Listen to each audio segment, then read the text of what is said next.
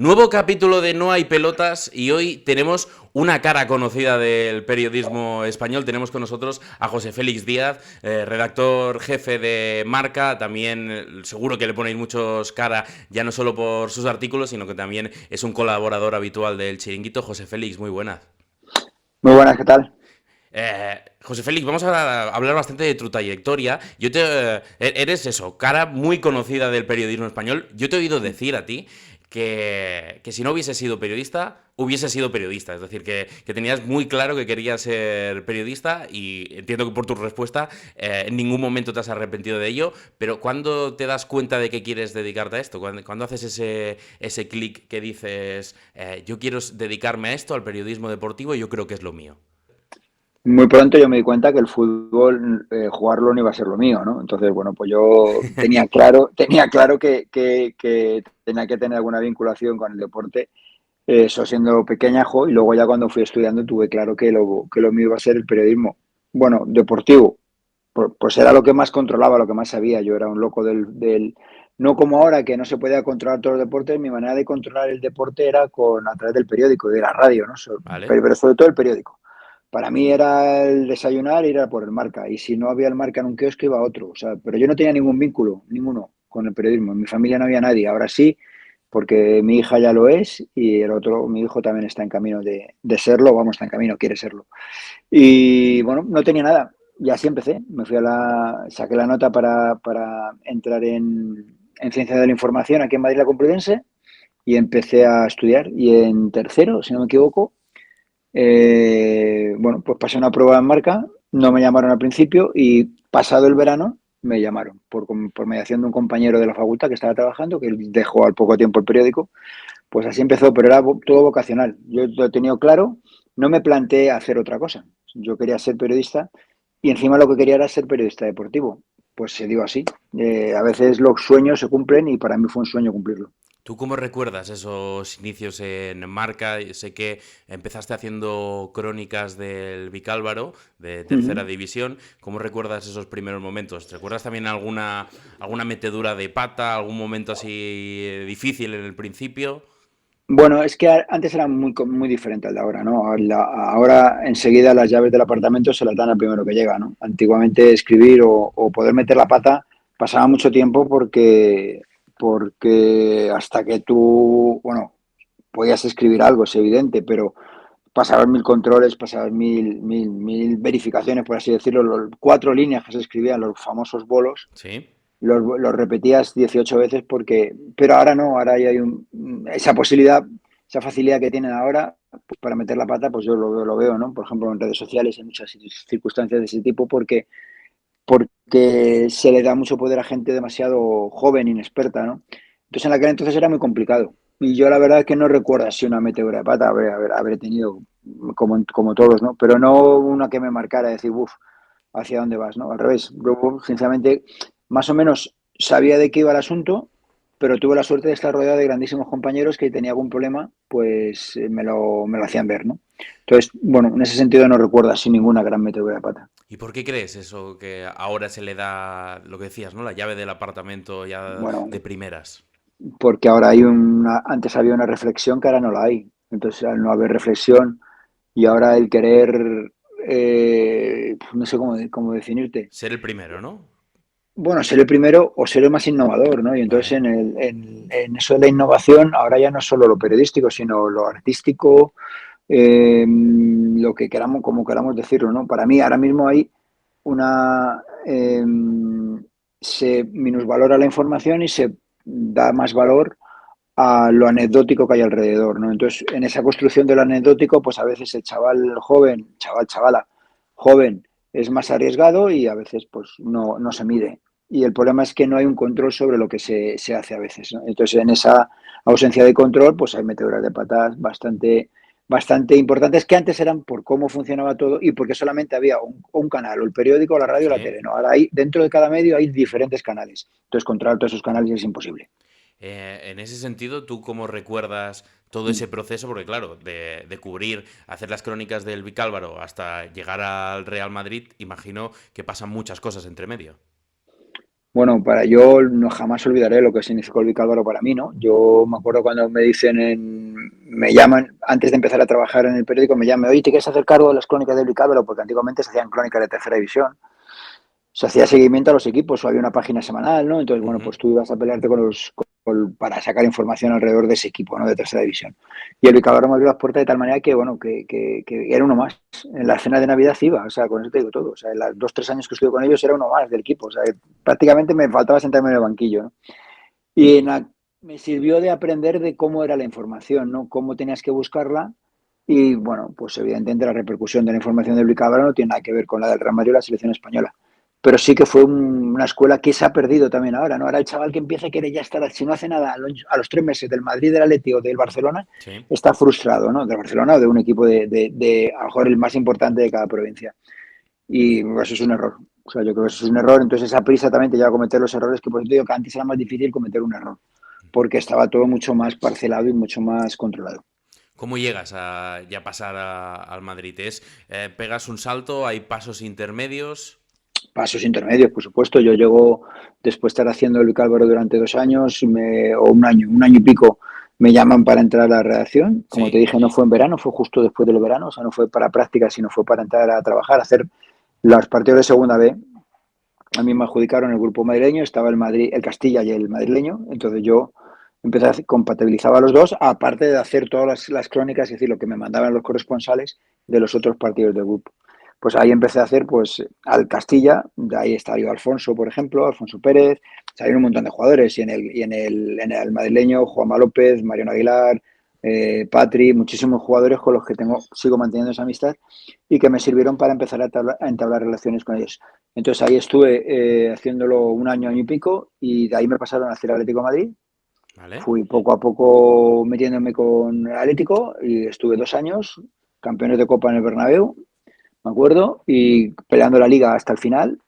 Y luego de ahí ya me decidieron pasar al Real Madrid. Pero mi cometido en el Real Madrid, aparte de ir de vez en cuando a la ciudad deportiva, era Ujú. el Bernabéu. Yo tenía que estar en el Bernabéu y tenía que tener controlado todo lo que pasaba alrededor del Bernabéu. Eso no lo hacía nadie, yo me tiraba horas y horas, pero no, lo importante era que me conocieran a mí para que te contaran cosas, no ir allí y conocer a la gente, ¿no? Yo iba a Puerta del Bernabéu y ahí estaba, y a partir de que yo fuera, empecé a ver mucha más gente, muchos más periodistas, y lo que se convirtió en una locura de Manuel Saucedo y Mario Moratalla, mis dos superiores que más me han marcado, pues se convirtió en una tendencia para todos, para el resto de medios, que era ir al Bernabéu a ver qué pasaba o a buscar información.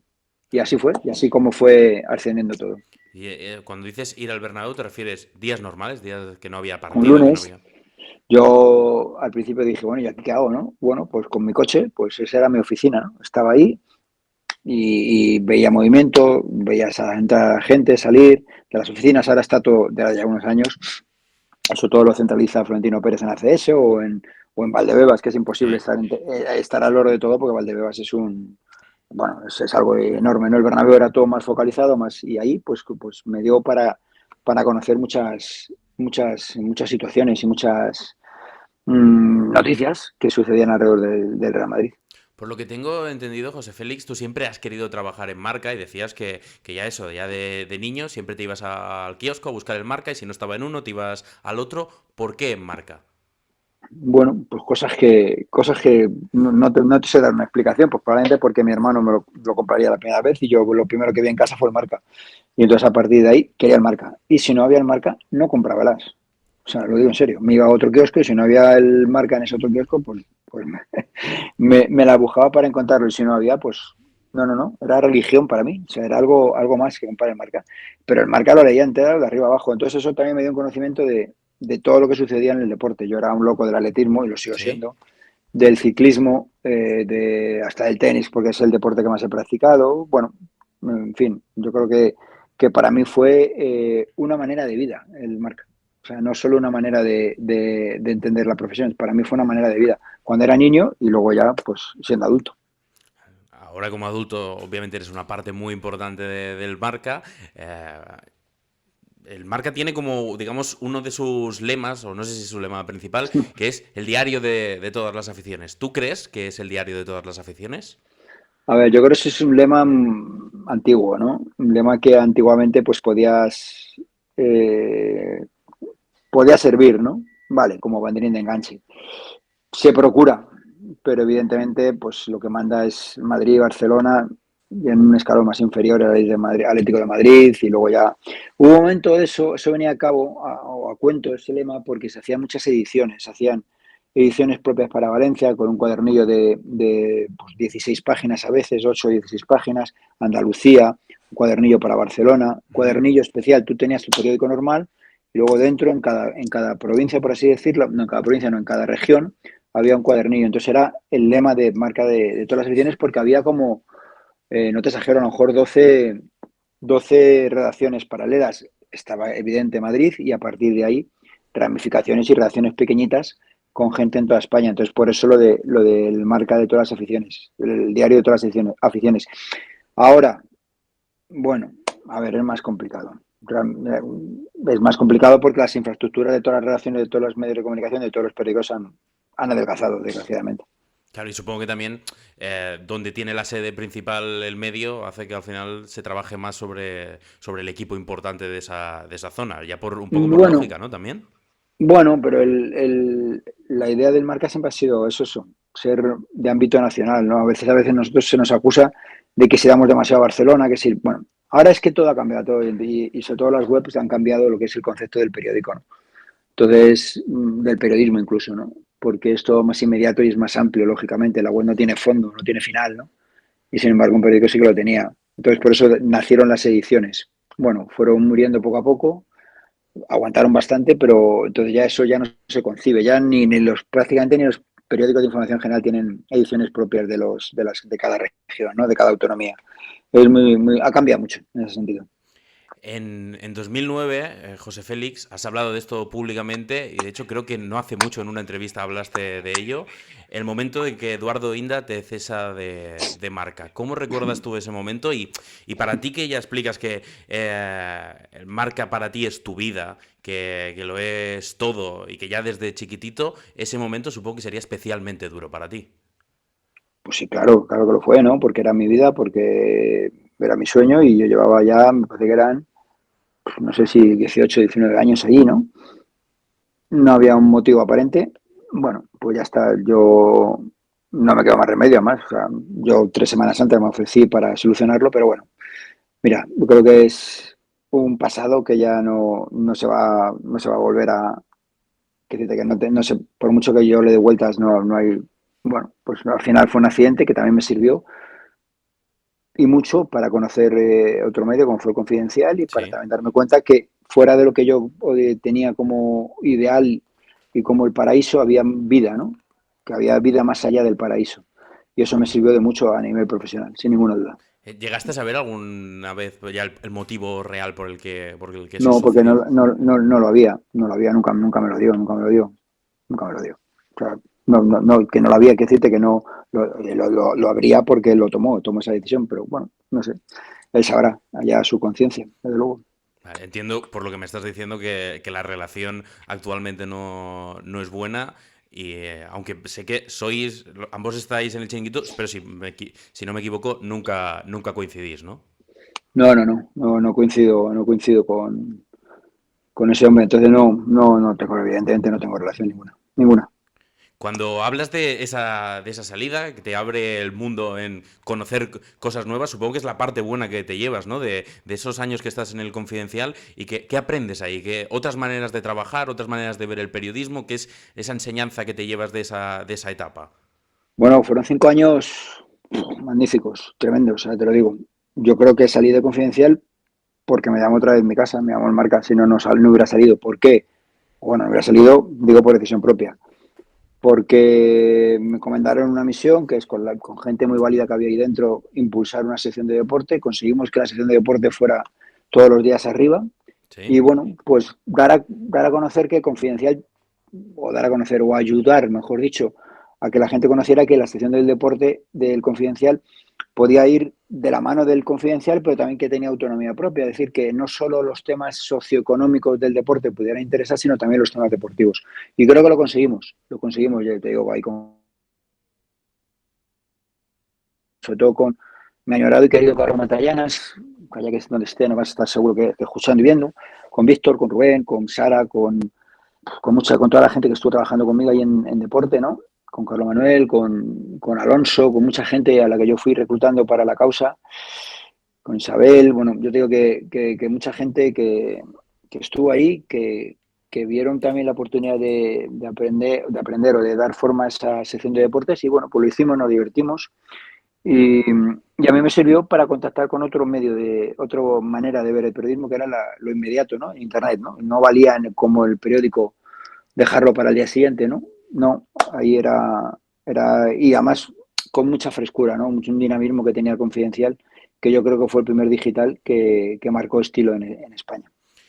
Después de esa salida de 5 años fuera de la que fue tu casa y la que es actualmente tu casa, Marca, te vuelven a llamar, te ofrecen volver.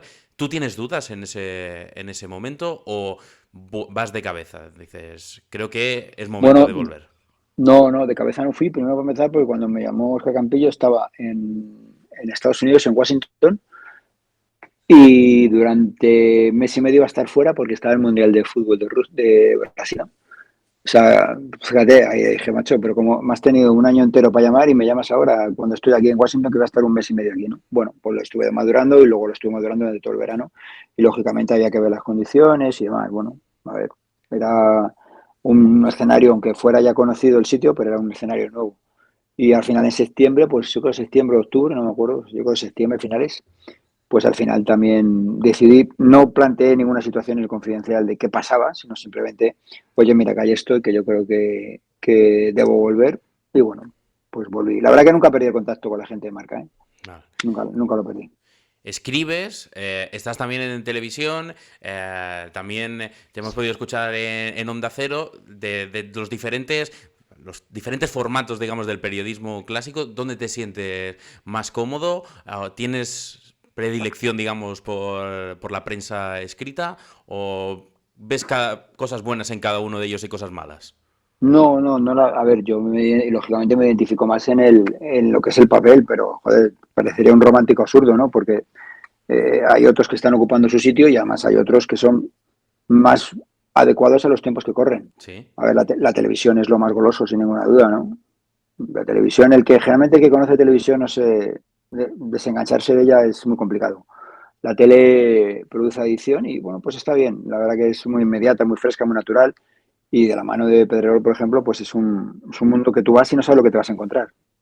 Yo creo que eso también es digno de elogiar por parte de Pedrerol, ¿no? O sea, tú vas allí como, te digo, no como aficionado a verlo, como espectador, sino como integrante de un equipo y no sabes por dónde puede derivar el día, ¿no? A lo mejor es un día muy tranquilo, como al día siguiente, o al día siguiente tienes una bronca con el X o con el otro, una bronca sí, que decir una discusión. sí. Bueno, pues eso yo creo que es el gran mérito de Pedrerol y luego el periódico, para mí el periódico es lo máximo, pero esa magia de levantarte por la mañana ya no existe y ver qué ha pasado, ¿no? Entonces eso tienes que transmitirlo a diario. Entonces eso nos lleva a veces a precipitarnos un poco.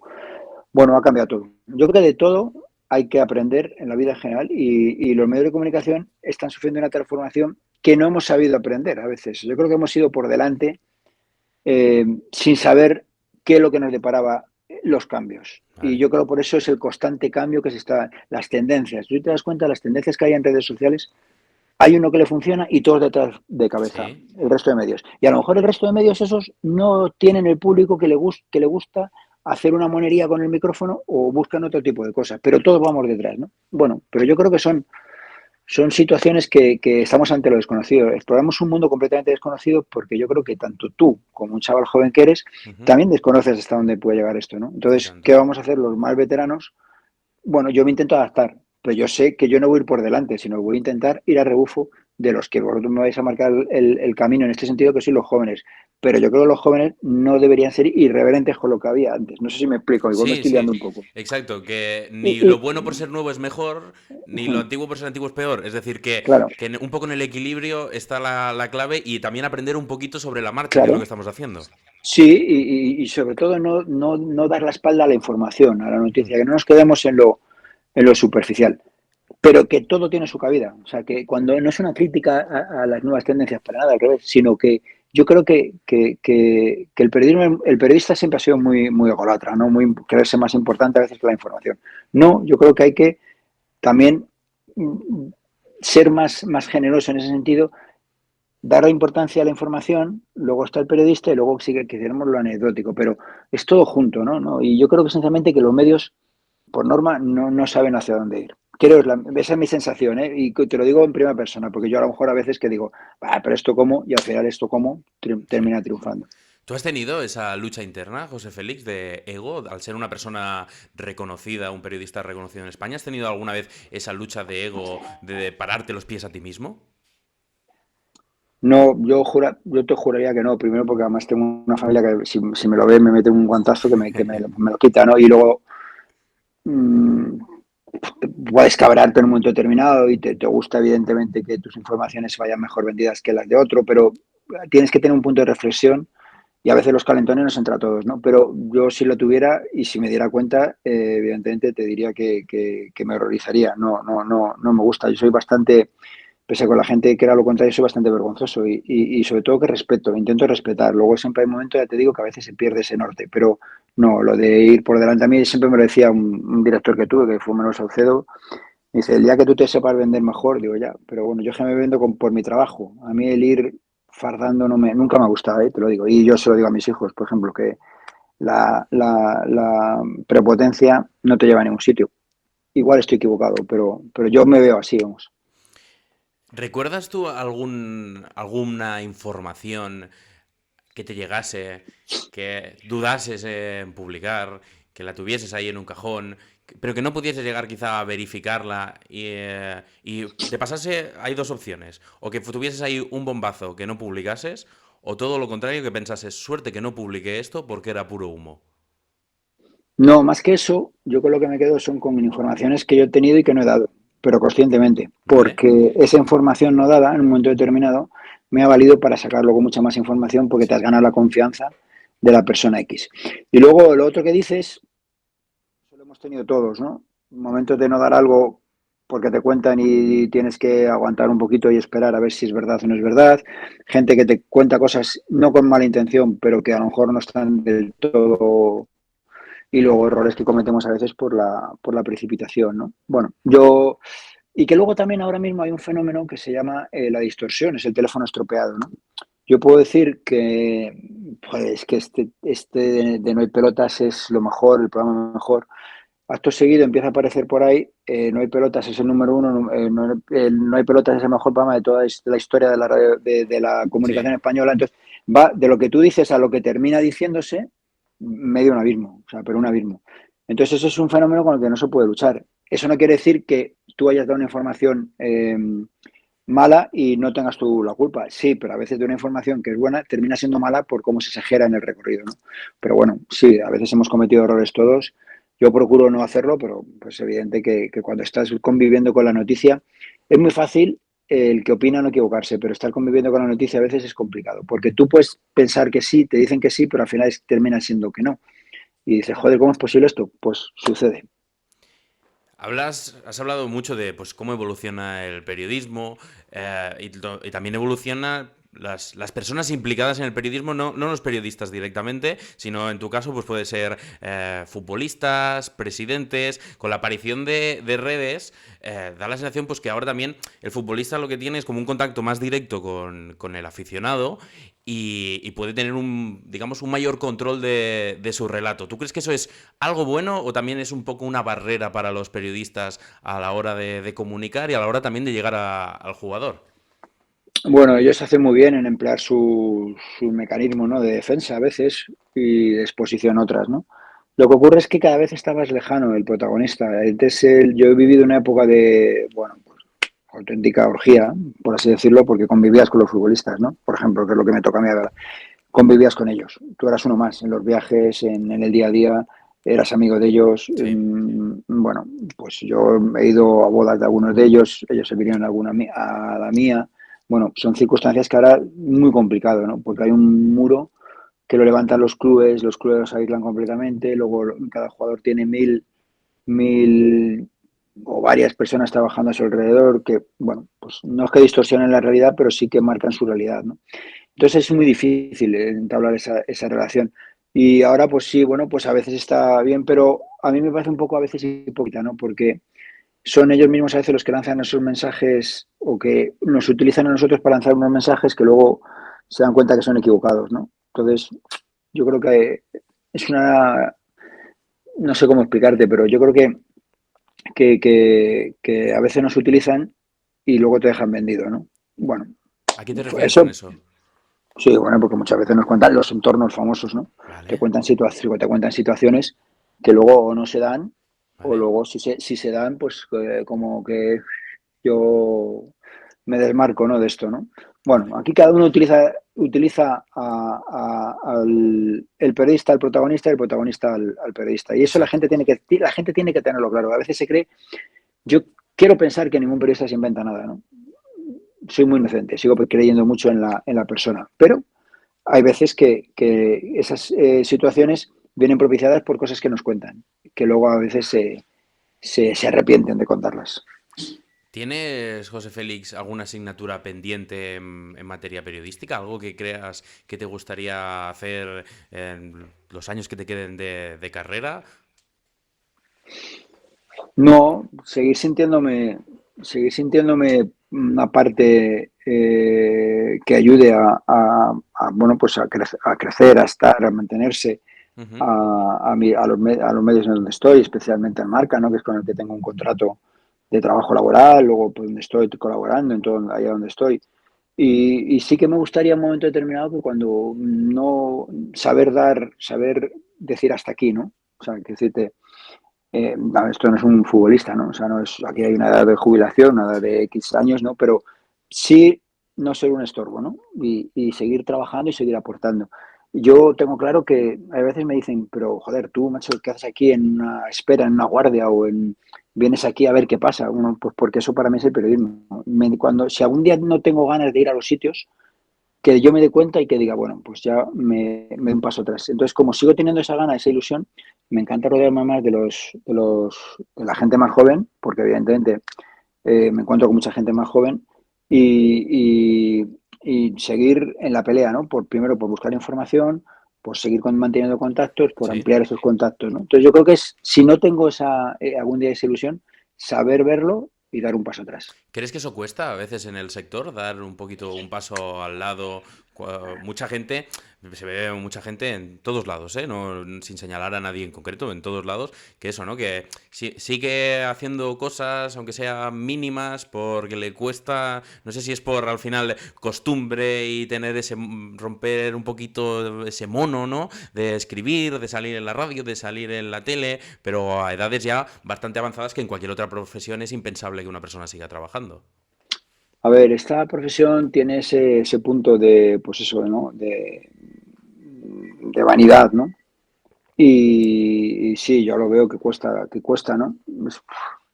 Cada uno es un mundo. Yo juzgar a los demás Ya. no soy nadie para jugar, y menos a los compañeros. Hay muchos de ellos, pues los que han ido por delante mía, ¿no? Pues a los que admiro, ¿no? Y que me han ayudado mucho. Bueno, yo creo que cada uno es un mundo y cada uno debe elegir el camino, ¿no? Y yo, sinceramente, quiero seguir disfrutando de mi profesión hasta que yo humanamente vea que puedo hacerlo, ¿no?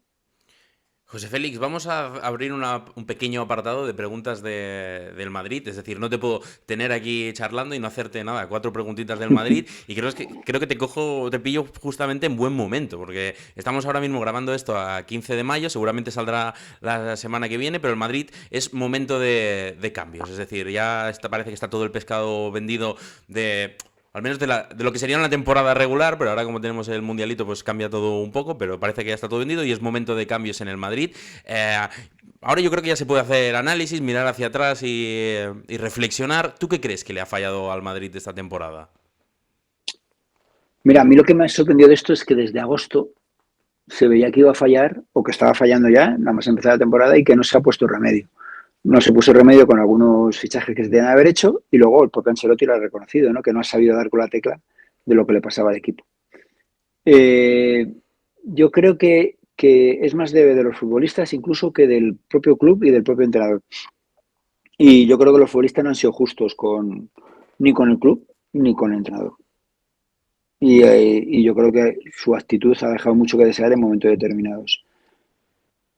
Yo creo que ese es el principal problema. Otra cosa luego es que hayan estado más acertados Ancelotti, que podía haber hecho las cosas de otra manera. que el club podía haber reforzado, pero yo creo que el debe principal es en los futbolistas, no tengo ninguna duda. ¿Te da pena esta salida de Ancelotti tal y como se produce? Es decir, un entrenador tan laureado, al final muchas veces cuesta irse en ese momento, ¿no? En ese momento cumbre, suele ser difícil irse. ¿Te da pena que se marche pues en una temporada como esta? Me da pena que se vaya. Ya con A como secas. sea esta vuelta, a secas. A ver, yo ahora viéndolo digo, joder, qué lástima que no se hubiera ido el año pasado, ¿no? En lo más alto, ¿no? Sí, Pero eso siempre, en el fútbol es muy complicado hacerlo. Mira, solamente ha habido una persona que yo conozca que lo ha hecho, que ha sido Tony Cross, en los últimos exacto. años me Te voy a poner refiero, ese ejemplo. que se puso arriba, se fue cuando dolía más, ¿no? Nadie se pensaba que se iba a ir, o era muy difícil pensar, joder, ganas la Champions, ganas la Liga y te vas a ir, pues se fue, ¿no? Pero mira, por ejemplo, Ancelotti está el amor al Madrid, a la ciudad, al cómo vive, al todo lo que representa el Real Madrid, que yo creo que él nunca ha visto el buen momento para irse. Aunque quizás a lo mejor iniciada la temporada vio, y sé que lo dijo alguna vez, joder, este año igual me sobra. Pues mira, yo creo que al final le ha podido sobrar, pero bueno, él se va satisfecho con lo hecho, ¿eh? Te lo digo. A muchos, no sé si a ti es el caso, pero a muchos periodistas que seguir la actualidad del Madrid muchas veces se os atiza de que "Oh, es que tenéis miedo de señalar a Florentino, es que a veces Florentino hace las cosas mal y nunca le pegáis palos, tal. ¿Tú crees que es así en algunos ámbitos o que esto es una creencia que se ha ido generalizando y ya parece que todo el mundo esté a sueldo de Florentino y que parece que no se pueden decir dos palabras malas de Florentino, pero no es así? No, a ver, mira, yo tengo además una pelea con mucha gente. La gente se cree que te puede llamar en un momento determinado X, no te voy a decir Florentino, X, y para Sí. que digas lo que tienes que decir o no. Yo te digo que a mí eso no me sucede. Que en algún momento determinado pues recibes llamadas y que te dicen, oye, esta es nuestra versión, esta es lo que pasa, esta es la realidad o esta es nuestra realidad de lo que pasa, pues sí, sucede. Yo, por ejemplo, alguna vez esta temporada con Pedro le he dicho, es que yo creo que se tenía que haber hecho fichaje. ¡Ah! Y dice Pedro, ¿qué pasa? ¿Estás diciendo que Florentino lo ha hecho mal? Digo, no. Si la persona indicada es Florentino, pues diría, Florentino, yo creo que el Real Madrid en su conjunto ha hecho mal el no fichar a buenos jugadores. Ujú. Y bueno, pues a ver, ser crítico con el Real Madrid o ser crítico con Florentino no es ir en contra de. Evidentemente, yo soy de los que piensa que Florentino ha hecho muchas cosas bien. A lo mejor quizás esta campaña tan agresiva contra el tema arbitral, al tiempo le da la razón, aunque haya sido un poco exagerada, ¿no? Digo al tiempo por aquello del caso Negreira y demás. Pero yo creo que criticar con educación y tal, yo creo que es el primero que lo admite. Pero bueno, sí, esa leyenda va a existir y no. Pero igual pasa con los del Barcelona, igual pasa con los del Atlético de Madrid. A mí lo que me hace gracia es que solamente se mira hacia el Madrid, cuando para mí el Atlético de Madrid, por ejemplo, intenta llevar la información hacia su lado más que el Real Madrid.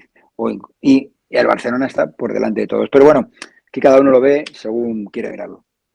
¿Tú crees que Xavi Alonso es el entrenador adecuado para coger el relevo de Ancelotti para lo que necesita el Madrid para la temporada que viene? Mm, Supongo que es difícil, ¿eh? Saberlo. Nadie tiene aquí una bola mágica, pero ahora mismo, a priori, ¿tú qué crees? Mira, yo cuando llegó Lopetegui pensaba que era el ideal, ¿no? Por ejemplo, y el tiempo te demostró que no. Con Benítez tuve más dudas desde el principio, pero no las tuve ni con Zidane cuando apareció, ni con Ancelotti cuando ha vuelto, ¿no?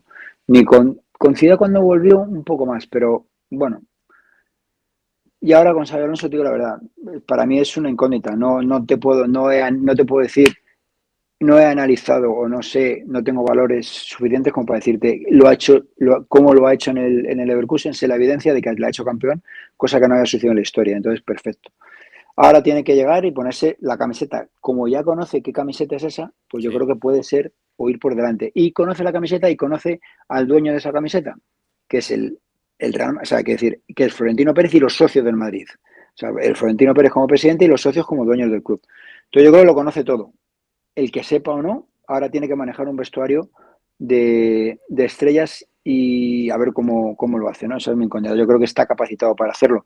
¿Qué es el ideal? Bueno, Ya. yo creo que llevábamos hablando tanto tiempo de Xabi Alonso que nadie se hubiera imaginado otro dueño del banquillo del Real Madrid que no fuera Xabi Alonso después de Ancelotti. Pero es que Exacto. llevamos hablando de ello año y medio, ¿eh? Sí, sí. Bueno, sí, no más, desde septiembre de la temporada anterior, desde septiembre del 23. Entonces, claro, ya a base de oírlo, se te hace muy difícil no ver a Xabi Alonso sucediendo a Ancelotti. Sí, yo creo que eso, aún no teniendo información, yo, por ejemplo, no me cabía en la cabeza que no Es que, no, fuese. es que no llevan dando la matraca desde septiembre, desde que pierde el Real Madrid con el Atlético de Madrid en el Metropolitano la temporada anterior. Sí. Xabi Alonso, Xabi Alonso, Xabi Alonso. Bueno, pues nada. Ese es otro de los temas de los nuevos periodismo o el nuevo dominio de las redes sociales. ¿Qué quiero decirte? Que se crean perfiles para hablar de lo que tú quieres. Y en este caso se han creado perfiles para hablar en contra de alguien, que es de Carlo Ancelotti, eso te lo puedo asegurar. Una de las estrellas de las que hablabas, es decir, un Madrid de estrellas, es Rodrigo, que parece que está más fuera que dentro. ¿Crees que es así? Es Yo decir, te voy a hablar de la información que yo tengo, ¿eh? sí, Que es que después de la final de la Copa del Rey, pues él no se sentía con fuerzas para jugar, fue muy honesto y se lo dijo a Ancelotti, se lo dijo al cuerpo técnico, oye, yo no me veo con fuerza de ir al clásico, tal, pues ya está. Yo lo que el paso adelante que se ha dado después, para mí me parece que ha sido un poco exagerado. Yo le veo fuera porque si no consigue superar lo que desprende el vestuario, pues yo creo que a lo mejor debería a lo mejor buscarse una salida. Él se equivoca el año pasado, yo creo, cuando hace esas declaraciones, hablando del City, del que es sí. equipo que mejor juega, todo el rollo en vísperas de la final. Luego hay una conversación con Guardiola. Bueno, para mí es un pedazo de jugador. Te digo que para mí técnicamente es el brasileño mejor ahora mismo del Madrid, por encima de Vinicius. Pero yo creo que ha mirado demasiado a los compañeros. Pero bueno, eso es una decisión de él y yo sinceramente creo que no va a seguir, pero para mí es un jugador descomunal.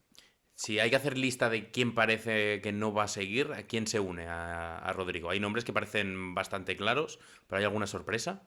Es que las limpias no existen. O sea, es que se está demostrando año tras año que si irán tres, cuatro jugadores, tres acaban contrato, como son Vallejo, Lucas y Luca Modric. No sé qué puede pasar en futuro inmediato con Modric, se va a decidir en cualquier día de estos. Lucas parece que no va a ir, pues no va a seguir, Vallejo también, y luego habrá una o dos bajas más. No penséis que puede haber una revolución, es que no las hay. Es que hay jugadores con contrato que no se van. Se ha demostrado este año con Vallejo, se ha demostrado con Hazard, se ha demostrado con Bale, se ha demostrado con Marcelo en su momento. No se va nadie. Entonces, hablar de limpias, yo creo sinceramente que no tiene sentido. Hay tres fichajes que parecen clarísimos, que son Hausen, Alexander Arnold y Carreras, Álvaro Carreras, que parecen que son los tres que ya están. Parecen encarrilados. Ahora me dices tú. Te voy a preguntar, ¿qué otras posiciones? Porque todo esto son perfiles defensivos. ¿Qué otras posiciones parece que vaya a reforzar el Madrid? ¿Y por qué me hacías ese gesto de Yo lo de Carreras? Carreras es un fichaje súper complicado. Ten en cuenta que Carreras tiene o sea, es del Benfica, pero tiene el United una opción de compra hasta el 31 de diciembre. Es decir, tú puedes llegar a un acuerdo con el Benfica de pagar la cláusula, pero el jugador tiene y el club y el Benfica tienen o sea, están obligados, por así decirlo, a que el United ejerza o no ejerza esa opción hasta el 31 de diciembre, de esperar. Entonces, porque es así, lo marca el contrato que tiene. Bueno, la situación no es fácil, entonces, bueno, sí que es cierto que parece favorito, pero ojo, ojo.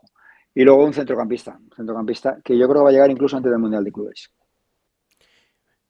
Vamos a cerrar ya, José Félix, porque se nos echa el tiempo encima. Hay una pregunta que le hago a todos los invitados. Vamos a estar atentos a eso, a las informaciones. Ya sé que a ti ahora te espera también seguramente un verano movidito en cuanto a tema de fichajes. Bueno, ni verano, ya este mini Este mercadito, año, sí. este año desde invierno, desde Exacto. enero. Este mercado que hay ahora también te espera movidito. Pero la pregunta que le hago a todos los invitados, te la comentaba antes, y es que el nombre que le da, la frase que le da nombre al podcast es la típica de no hay pelotas, no hay huevos. Quiero que me cuentes alguna anécdota bajo esa frase que a muchos nos lleva a hacer muchas veces estupideces, pero que a veces también se queda en una anécdota graciosa. No sé si tienes alguna. Bueno, para mí el no hay pelota, no hay huevos, o sea, era trabajar en marca. O sea, yo cuando era un niño compraba en marca con 8 años, lo metía en la carpeta, me lo llevaba al cole y siempre me lo repetía. Digo, joder, seré capaz, seré capaz. Y fui capaz y lo sigo siendo capaz. A lo mejor no es muy, muy llamativa No, pero es. y luego, pero es un poco fue un desafío personal que me marqué, ¿no? Y lo conseguí de la nada, de la más absoluta nada.